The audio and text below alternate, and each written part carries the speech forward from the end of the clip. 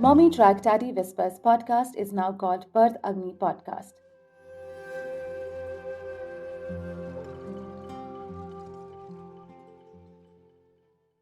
Welcome to Mommytrack Daddy Whispers Podcast, Season 2. Today, when I look back, I think I was robbed of my birth experience. I was robbed of my birthright. Women don't even know that they have got certain birthrights that they can act on. The pain of contractions becomes a guide for the women. I've heard a lot of time women saying we are afraid of contractions. The way you manage your pain is very important. That's the reason why we say that why labor support is so important. My name is Divya and this month's theme is Know Your Birthing Process. And ये इसलिए है ताकि when you decide to bring a part of your heart into this world, तो आपको pregnancy, childbirth and postpartum में होने वाले बदलाव की जानकारी हो, ताकि जब आप नन्ही सी जान को हॉस्पिटल से घर लाएं, तो आप confused ना हो, आप मुस्कुराएं and you feel empowered and triumphant, irrespective of the method you deliver. To empower you women out there, we have with us Megha, who is a Lamass certified childbirth educator and a birth doula. She's a founder of Mothering Mothers, wherein she helps women learn, understand, and take charge of their mothering journey. Megha, we welcome you to our virtual discussion room, our very own nest, as we like to call it. आपका Mommytrack Daddy Whispers podcast में स्वागत है. Thank you, Divya. Thank you for making me part of your nest. Thank you. Thank you for coming on board. And Megha, I was thinking that we can do our questions based on my experience. And Sure. Yeah. And because I believe that it might give our listeners perspective and it builds relativity. So my birthing experience was, if I try and recall it, it was uninformed. I was presented with multiple opportunities where I could make a decision. But I remember I did not actually know what was happening to be able to take a decision. So my first question to you would be, did you feel equipped when you were expecting the first time? Or would you like to tell us about your experience? So, Divya, I would like to start with that. Thank you so much for openly talking about your experience. It's good to hear that you feel that you are uninformed, and the reason I'm saying it's good to hear because many women don't even know what they have gone through and what has happened to them or what has struck to them, right? So, and it's very important for women to talk about their birth experiences, their birth stories, and how and what do they expect out of their subsequent births to look like. So coming back to my experience, Divya, my firstborn was by a cesarean. So from the first childbirth, I recall that it was an excruciating experience as I was unprepared. It was weird going into the hospital without getting contractions and no labor symptoms. And what really followed next was torture. I wish I could highlight this word torture for you, right? So to cut the long story short, the experience was not at all welcoming. Today, when I look back, I think I was robbed of my birth experience. I was robbed of my birthright. Women don't even know that they have got certain birthrights that they can act on, right? Yeah. However, my birth experience during my second child was totally opposite. My husband and I welcomed our second child 3 years back. And honestly, this labor was the best experience of my life. I had a successful, natural, drug-free, calm labor. And I can describe this experience as empowering. We have heard time and again that information is power. And I tell you, Divya, it's particularly true in case of childbirth. The preparations that a woman will make during her pregnancy can really influence the kind of birth experience that women will have. And I surely enhanced my second childbirth experience by choosing to attend childbirth classes myself, and by choosing to select a healthcare provider and the right team which had the trust and belief in me that I could do a successful VBAC. So VBAC is vaginal birth after cesarean. So I think the learning here is that women are inherently capable of giving birth. We have a deep intuitive instinct about birth. And when we are supported, okay, by the right team, and we are free to find our comfort, and we are able to give birth without interventions and without any suffering, that's when we feel more empowered, and what we experience is a true positive childbirth experience. So it doesn't matter whether you are delivering through a cesarean or you're birthing through a vaginal birth, but the experience should be positive. And that's what I also preach through Mothering Mothers, that how can women have that positive childbirth experience. Yes, and from your answer, I have three things Yes. that I'm going to take. First is the way you described your second birthing experience, that it was the labor was the best experience of your life. How many women come out saying that or think that it can be that way?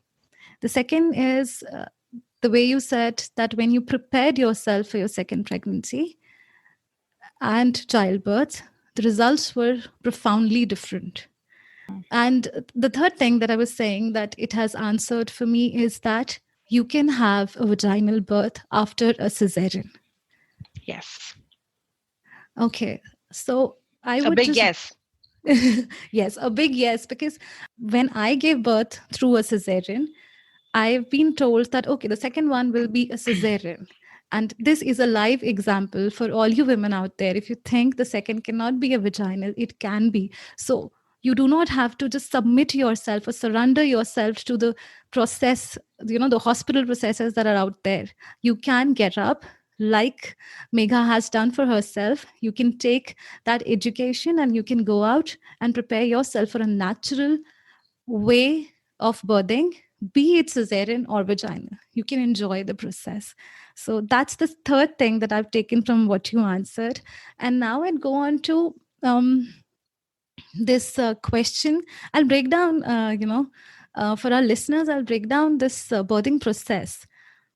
तो सबसे पहले हमने contractions की बात करी, जैसे कि आपने अभी कहा कि बिना कॉन्ट्रैक्शंस के हॉस्पिटल चले जाना, they would try and induce you. They would try and rush it for you. And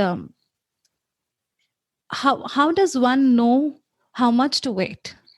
And contractions होने के बाद भी और नहीं भी होने के time पे, how does one know and how can one define contractions? What are contractions? Yeah, sure. So Divya, every woman is different. Okay, every labor is different. You cannot compare two births the same way. Okay, in a very real sense. So I'm answering your question that, what is contractions? How does one define contractions, right? So in a very real sense, the pain of contractions becomes a guide for the women. I've heard a lot of time women saying we are afraid of contractions, right? So for every woman, I would like to say who fear contractions is that the pain of contractions will become the guide for you. Okay, with each contraction, pain sends a signal to the brain, and a hormone, which is the oxytocin hormone, is released. With the release of oxytocin hormone, the contractions increase in intensity. And as the pain of contraction increases, more oxytocin is released and contractions become harder, right? Why this is important, why we want the contractions to keep on, increasing or coming closer, because if you will not have contractions, your cervix won't dilate. And if the cervix won't dilate, how will your baby come out into this beautiful world? Right? So the pain of labor is what, most women worry about, but it's important to understand that the pain of contractions in labor is valuable. It is very important way in which nature helps women find ways of managing pain. So the positions and activities a woman will choose in response to, what she feels will actually help her labor progress.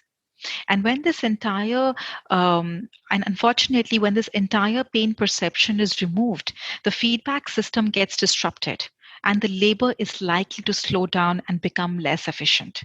So the pain of contractions, that pain is for a reason, it has a purpose. And the way you manage your pain in your daily life, for example, when you have your periods, when you're chumming, how do you manage your pain at that time? What will you do? You may just want to, some women choose to take a walk, some women choose to lie down on the bed, some women may choose to use a hot water bag. Labor pain is exactly the same way. So you manage your contractions the way you manage any sort of pain in your daily life. And when you get these contractions, your brain automatically, unknowingly acts accordingly to manage that pain. Am I making sense to you? Yeah. I hope I was able to give you Right. an explanation. Yeah, I have a question still. When you Yes. said that the way you manage your contractions will Yeah. help you either progress or Yeah. maybe if I'm understanding this right, तो या तो वो progress होगा या तो it might even delay the process. What do we No, mean why by will it delay?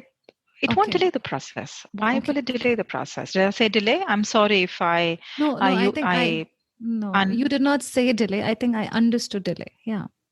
yeah. So the way you will manage your labor, it means that if you're managing it positively, right? If you are continuously adopting ways to manage your pain effectively, your labor will progress smoothly. Correct? Because what is happening, that your body is continuously releasing oxytocin hormone and your contractions will keep coming and keep dilating your cervix. But the minute you get scared of the pain, what happens, that your body starts releasing catecholamines. And when your body starts releasing catecholamines, your labor will just shut down. So the Okay. way you manage your pain is very important. That's the reason why we say that why labor support is so important, right? Or what is the role of a doula in childbirth? Okay, so the benefits, of a doula is that a doula is somebody who is emotionally and physically supporting the mother in labor. So the mother knows that, okay, I have a confidant, I have a friend who is helping me. So even if, I feel pain, she's there to either, help me change position. She's there to give me a massage. She can even help me taking a hot water shower when the pain goes really bad. She's there to just hold my hand, sit next to me. So I know I have a support. And the minute the woman gets that feeling that I have a support, I know who I can trust, immediately she gets that confidence that, okay, I can do this. Imagine when you have somebody by your side who is continuously giving you positive affirmations that, oh, you are doing great. With every contraction, your cervix is dilating. Imagine your baby coming out. You are doing a wonderful job. Together we will do this.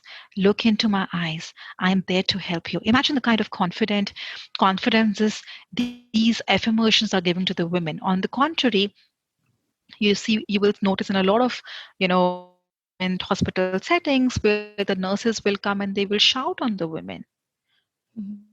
My case. क्यों चिल्ला रही है इतना? Yes. Right?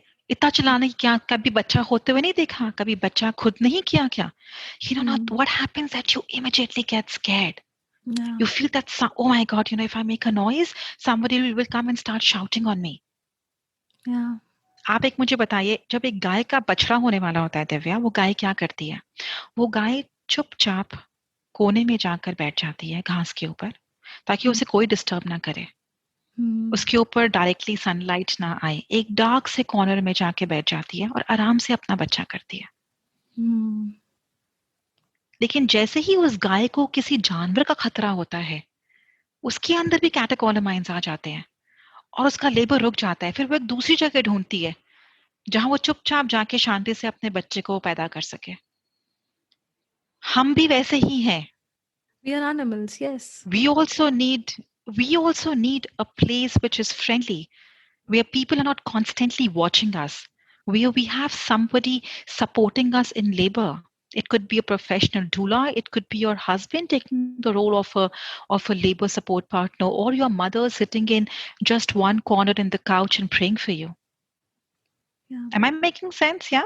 Yes, definitely. Now, much more. It's so empowering, and it's so much spiritual. The way I heard all of this, it's also in the mind. बहुत बार जब हम labour को देखते हैं, बहुत बार जब हम चाइल्ड बर्थ को देखते हैं, we think it's biological, it will happen on its own. No matter what the ecosystem is, no matter how things are going on around us, we often think they don't impact us, but they do. They do. And all this information that you're giving us about, finding your own space even in labor, it cements the fact that your mind has to be at peace with what process you're going through, and it will only be at peace with the process you're going through when you know what's happening to you. Yes. And I wish I knew better. uh, and I'm glad that I now know better through discussions like these with people like you. So जो आपने अभी ये बात कही that nurses, they usually shout at you, and मेरे case में भी things were similar. I wanted to walk around just because of the books I had read, that the squatting position is better for you to because it gives you a gravitational pull, a natural push to your baby. And if you walk a lot, it also helped me divert my attention. But after about a few hours, I was asked to lie down to save energy for active labor. And that's when I remember, I don't remember the sequence of events. If I remember it clearly, I think that's when I started feeling uneasy. What would you suggest somebody in that situation? Yeah. So Divya, what we recommend women is that movement in labor is good, right? This helps in positioning the baby right, and due to the help of gravity, because gravity is in your favor, right? The baby also moves in the pelvis. Okay, so labor keeps going well and leads to effective dilation. In my view, if you are fine moving around in labor and not feeling exhausted, please do it. Okay. And I think the nurses were just trying to be wary of the fact that you should not be taking too much of physical stress without resting, as this will consume too much of your energy. And when it's time for you to use all of this strength, you may get tired and give up. Right. So labor is hard work. Right. So women can actually do a couple of things, or maybe I can share a few tips to avoid exhaustion. So first is relaxation, right? So when your labor begins, save your energy in the early stages by relaxing as much as you can. Your muscles tense up if you feel stressed and anxious. And if that tension goes on for too long, it can really tire you out. So we always recommend in the early stage of labor, stay at home as much as you can and cope with contractions. Second is eating and drinking. So don't forget, to have regular drinks. So water, nibu pani, coconut water, are good options, right? And if you can get hold of them, you can even try some isotonic drinks. So these are usually used by athletes and are designed to be quickly absorbed and give body the right form of energy for vigorous exercise, right? And once you are in active labor, the contractions for a woman will get stronger and more frequent. Okay. And hence we always recommend that make the most of the time between contractions to rest and relax. अगर आपको किसी ने आपने बहुत सही पढ़ा कि movement अच्छा है, but इतना भी movement मत करिए early labor में कि आप बिल्कुल exhaust हो जाए. right? Right. Movements के अलावा भी बहुत चीजें होती हैं. In my childbirth classes, I do teach both the husband, and the wife, or the woman and her partner, that Mm. what are the different coping techniques that you can use to manage that labor pain effectively, right? Okay. So that's how I would like to summarize my answer on this question. Yeah, makes sense. And I would like to ask you, when you Yeah. said we should stay home Yeah. as much as we can during early Mhm. contractions. Yes. So for somebody who's going through contractions, how long should they wait it out? That's I think a question that a lot of women have. I A had. lot of women ask. Hmm. Yeah. So what conditions should be treated as an emergency? Okay. So a simple thumb rule for when to go to the hospital for labor is the 511 rule. I repeat, 511 rule. Okay. Okay. So you may be in active labor if your contractions happen at least every 5 minutes, last for 1 minute each, and have been happening consistently for at least 1 hour. That's when you know that you are in active labor, right? Okay. So for most women, labor starts differently than you see in movies. So on screen, labor comes on as like a big surprise when the character's water breaks. Okay. But it's important to note that in real life, only about 10% of women experience their water breaking. I know my water didn't break till the time my baby was about to pop out. Okay. Okay. So usually the signs of labor are much more subtle and gradual.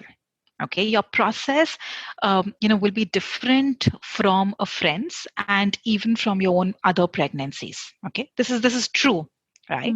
So labor normally has two parts: early labor and active labor, right? So early labor can last from hours to days. If you think you are in early labor, try to relax and allow your body to progress naturally at home.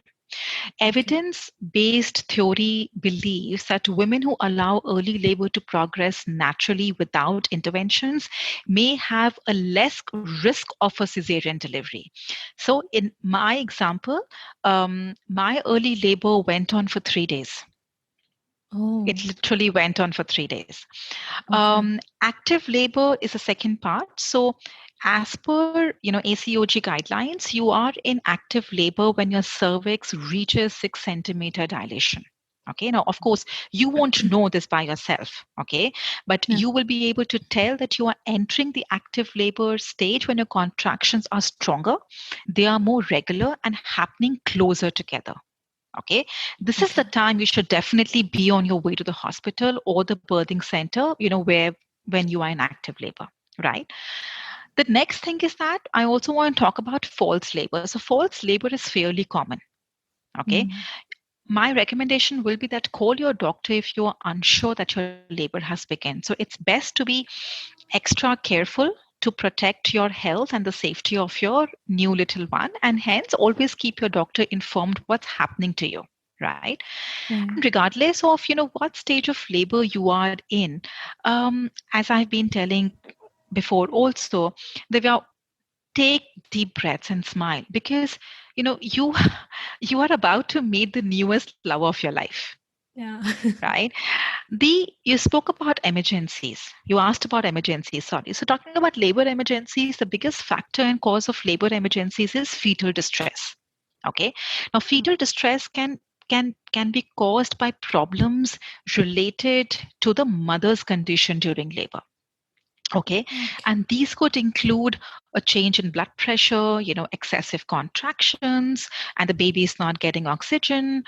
There's bleeding, there's maternal infection. You have, the woman can catch fever. There's a prolapsed cord. There's a placental abruption, right? So apart from this, other situation where and you should definitely contact your healthcare provider is also when, during water breaking.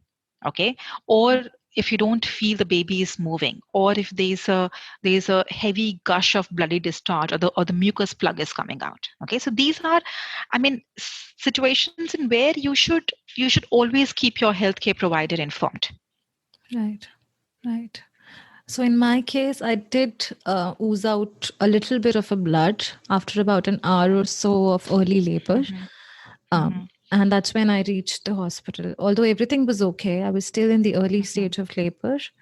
But that's when I called up my health provider and they said that you should be in the hospital. So I get it. So these are really important points to remember: when to go to the hospital and when to relax and stay home. And the one thing that you mentioned here is it may take 3 days for early labor to happen, and most of us want to just go to the hospital and be there because we don't know if it's an early labor or an active labor. I think that's where having a birth doula or somebody who knows when is what Is very to important. very important. There was the concept of midwives earlier in It's India still too. there.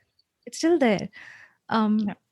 I don't remember um, from my sisters or जो भी मेरे से बड़े हैं यहाँ पे or who have gone through who've delivered through midwives or दाईज जिन्हें हम पहले कहते थे. But we all, are only looking at hospitals that have a good rate of normal deliveries in India. That's what we The search fact for. is that in the last 30 odd years, the whole childbirth um, scenario has been heavily medicalized. Because if you will go back to your grandmother, she will tell that in her time, births used to always happen at home within a community. Yeah. Right, where you were surrounded by your friends, or as you said, दाई होती थी जिनको midwives बोलते हैं, या आपके neighbor से कोई आपको help करने आ गया. So it was always a family event. It was never a medical event. Yeah. Right. But yes, in the last many years, the whole situation has been heavily medicalized. And I won't shy away quoting that you inject fear in a woman's mind and she will exactly do what you want her to do. Yeah. Yeah. I think that's something that we should take as a quote and put across everywhere, because that's what we want all the medical fraternity people to remember, that women who are about to deliver are not resources for you to mint money. They're human beings as And well. Divya, I actually, okay, so I want to say something over here. I am not against cesarean. Doctors are at the end of it doctors. They have spent years learning about this subject. Okay. True. I'm not saying that, when they choose to do a cesarean, they are always wrong. Not at all. They have their own, imagine they're working for a hospital. They are bound by legalities. Okay.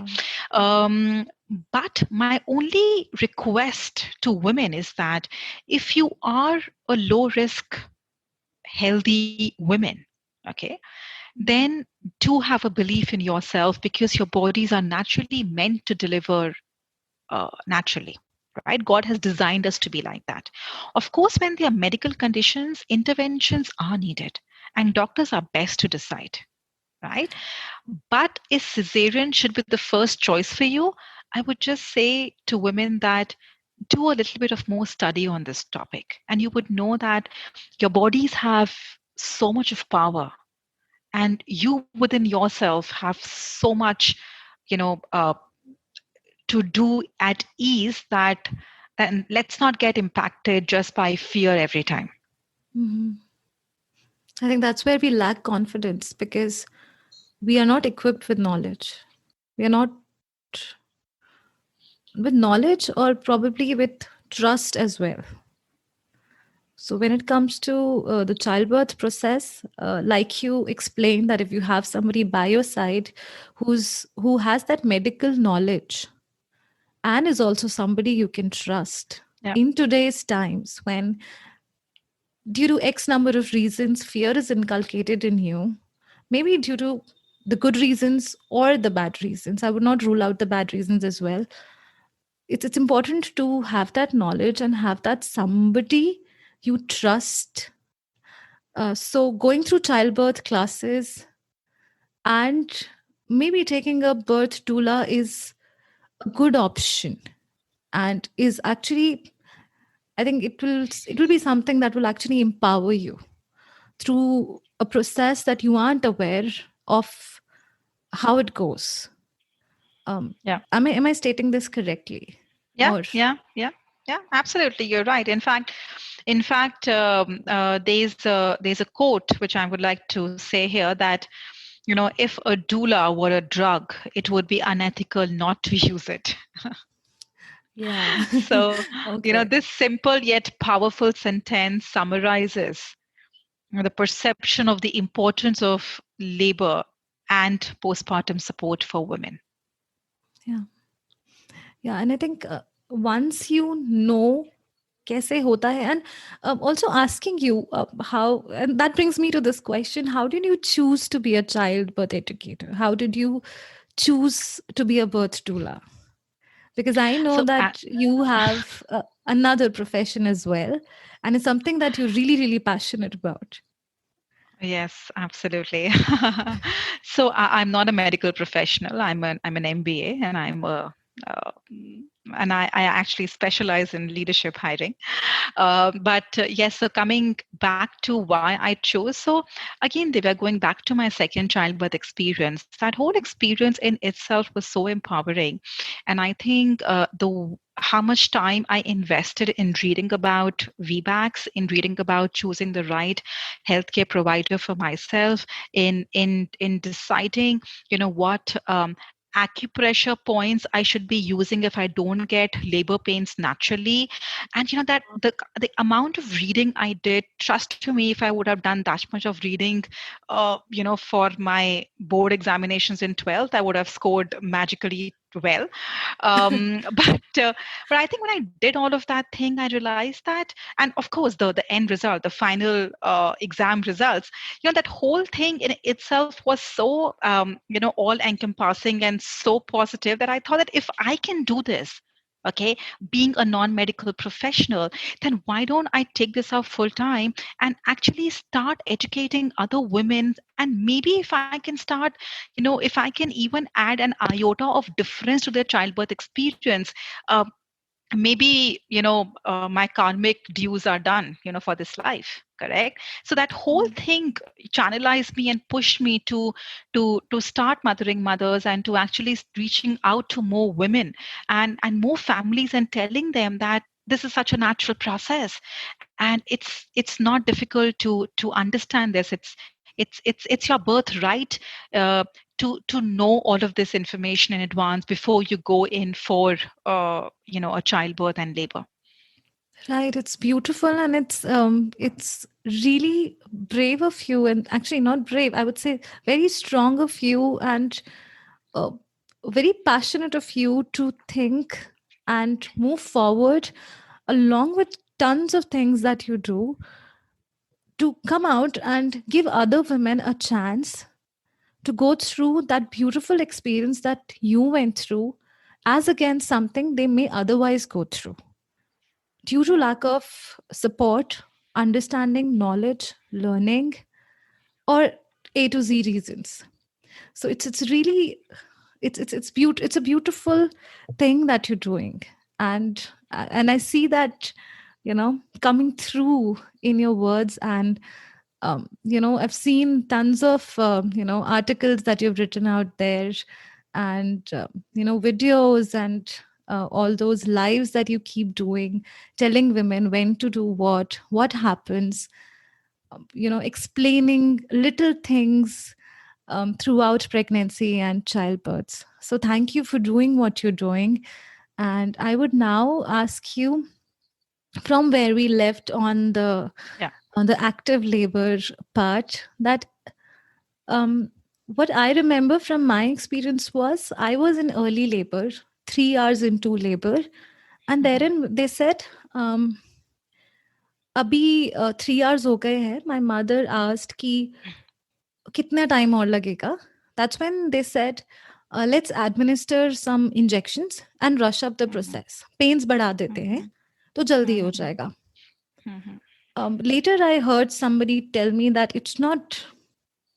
It's if it's not required, it should not be done. So I'd like to ask you, as a childbirth educator, is it appropriate to do that? So, inductions without a medical reason is not appropriate. And medical reasons to induce labor, are when your provider may perceive either yours or your baby's health is at risk, or if you are 2 weeks or more past your due date. Okay, inducing labor should only be for a medical reason. So if your pregnancy is healthy, it's best to wait for labor to start on its own. And if your provider recommends inducing labor, ask about waiting until at least 39 weeks to be induced so that your baby has time to develop in the womb. Okay. Secondly, while you are in labor, and if your labor is not progressing, there could be many reasons. The reasons could be that you are not using gravity to help the baby move down. So there's no movement. Secondly, maybe the baby is not in the right position. Correct. And secondly, that maybe because the baby is not in the right position, and hence your cervix is not dilating the way it should get dilated. Or, maybe you are in stress because of which the labor is not picking up, it's getting stalled, right? So if your provider recommends inducing labor, ask them questions like, why do you think you need to induce my labor? Is there a problem with my health or the health of my baby that may make inducing labor necessary, right? How will you induce my labor? Correct. What can I expect when you induce labor? Will inducing labor increase the chance that I will need to have a C-section? Or what are the other options that you have for me? And see, unless and until you don't ask the right questions, how will you make the right decision making? Yes. And a lot of again, times coming back. Yeah. True. Sorry, carry on. Yeah. No, go ahead. No, I'm just saying that, again, coming back to the point which I keep telling women, that you have to equip yourself with the right knowledge. Understand the pros and cons of every stage in labor. And that's when you will actually end up making the right decision making for yourself. At the end of it, it's your body, it's your baby, it's your birth. So it's you who have to take the decision, not the doctors. That's a very strong statement. And अभी जो आपने ये एक बात कही कि ask your medical provider or the doctor that will inducing me increase the chance of cesarean. Yeah. That takes me back to my experience wherein I was absolutely fine progressing in my labor, 3 hours, and I was told that I might take some 5 more hours to deliver. And after the induction, as I remember the sequence of events, I may not be right medically on what happened, but that's how I perceived my situation after it all happened. After I was administered the medicine, I started feeling nervous. I started sweating. And that's when they said that the baby's heartbeat is fluctuating. I clearly remember it was somewhere between 96 to 110, as I could see in the monitor. And that's when they had put me on the left side of my stomach. They tried to give me an oxygen mask, which further suffocated me. I don't know, that should not have happened, but it suffocated me. Probably I was not ready for that situation. I may have gone scared or something like that. So even after all that happened, long after it has happened, the questions linger with me on how much fluctuation when it comes to heartbeat is normal. Mm-hmm. And I do have a subtle belief that um, that injection that was administered to me actually scared me, or it probably um, the the rhythmic waves came too close all of a sudden, and I was not ready for it. I could still feel my baby kick once in a while, Mm-hmm. and I was still not very sure if that heartbeat fluctuation that happened between contractions was that normal or Mm-hmm. was that abrupt. So how does all of that happen? Does the heartbeat actually fluctuate during normal contractions? Mm-hmm. Sure. So, Divya, the main purpose of fetal heart rate monitoring is to alert if your baby is not getting enough oxygen, right? Okay. A baby's heart rate during labor should be between 110 to 160 beats per minute, but it may fluctuate above or below this rate for a variety of reasons. Okay, Okay. so short bursts of accelerations of the baby's heart rate are common and indicate the baby is getting an adequate oxygen supply, right? And brief, decelerations in the baby's heart rate also can be normal, such as, when the baby's head is compressed while in the birth canal. Right. So Okay. if these, accelerations or decelerations are not occurring at the stages they should be, or if they are prolonged, it could mean a number of things. For example, such as the umbilical cord is compressed and the blood flow to the baby has been slowed. Okay. Sometimes, simple interventions such as changing your labor position will improve the situation. Mhm. But if the fetal heart rate results indicate that your baby may be in danger, at that time your healthcare provider may recommend an operative vaginal delivery, which it could be either forceps or a vacuum device or a cesarean section as well. Okay. Okay. The other reason, one very common reason which is cited for cesareans is that cord around the neck. Right. So this is one of the many things that mothers to be fear about childbirth. Yeah. Right. And let me tell you some interesting facts about this. So first, Mhm. around 1/3 of babies are born with cord around their necks. Yeah. And some doctors and midwives will not even mention it to you during the childbirth because they will simply loop the cord over the baby's head when he or she is crowning. Right. Yeah. Secondly, the average umbilical cord length is around 50 to 60 centimeters long. Yeah. And the umbilical cord is filled with a jelly like substance, which basically helps to protect the cord against compression as well as true knots. Right. And the Okay. College of Obstetricians and Gynecologists in the UK advise that there is no reason to perform a C-section, due to a nasal cord. It's not necessary. And just because there is a cord early in the pregnancy also does not mean that it will still be there at term. Okay, because these cords may form, they may become undone, they may form again, and so on and so forth.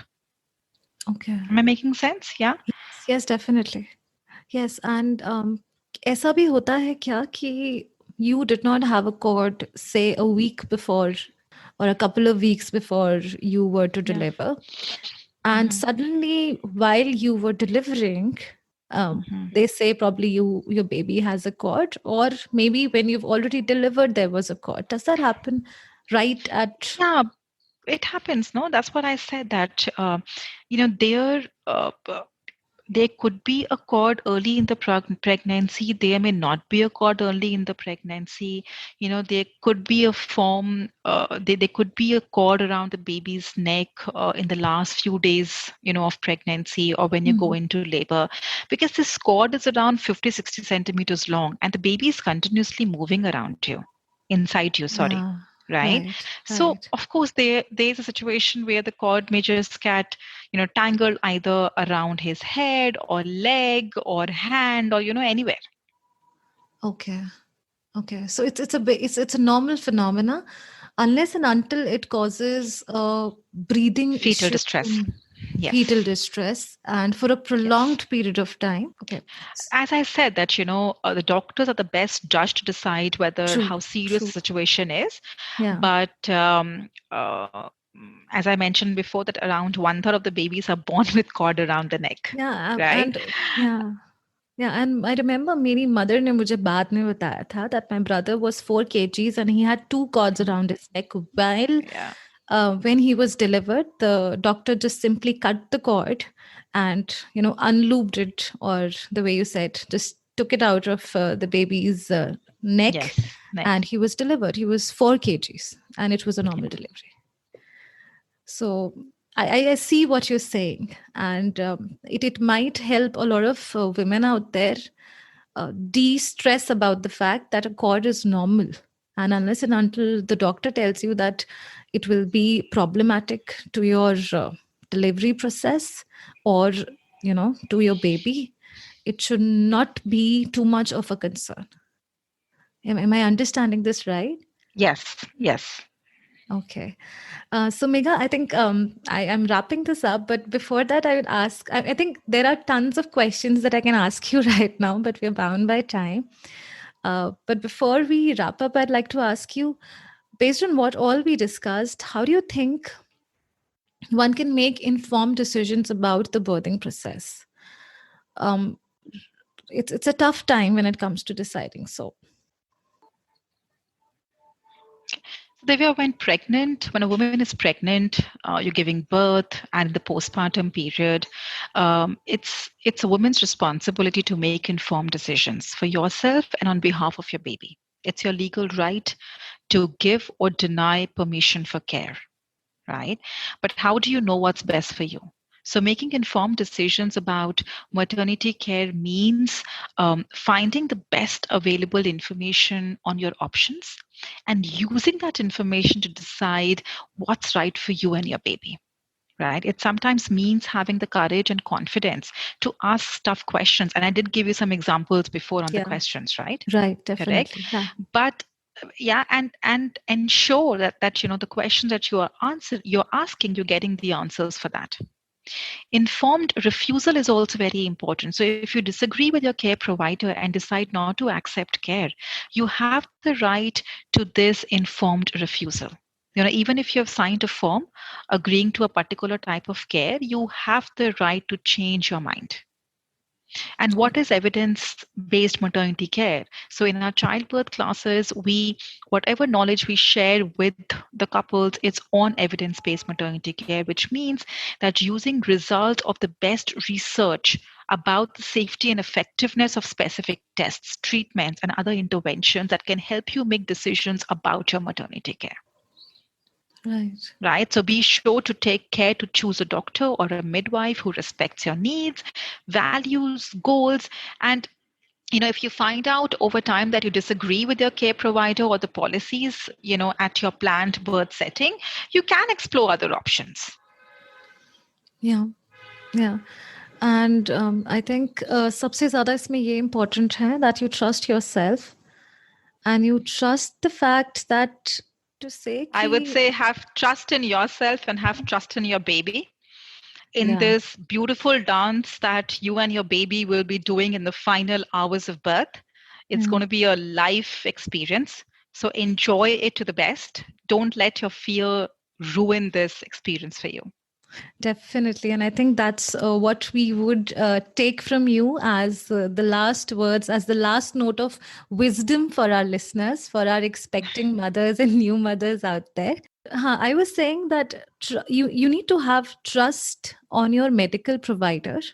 You actually collaborating with somebody on the biggest Journey, biggest journey, adventure. biggest event, biggest adventure of your life. So know that it's a collaboration.